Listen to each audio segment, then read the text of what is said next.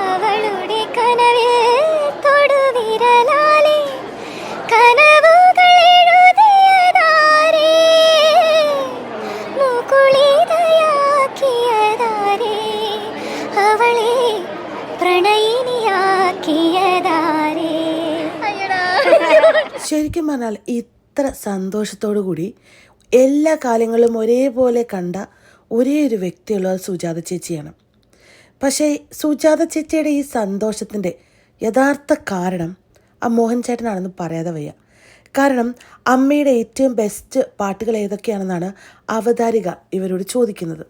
അപ്പോൾ സുജാത ചേച്ചി പറയുന്നുണ്ട്, എൻ്റെ എല്ലാ പാട്ടുകളും പ്രിയപ്പെട്ടതാണ്, പക്ഷേ അതിലൊന്ന് രണ്ടെണ്ണം കൂടുതൽ പ്രിയപ്പെട്ടതാണെന്ന് പറയുന്നുണ്ട്.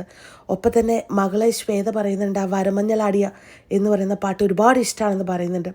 ആ സമയത്ത് തന്നെ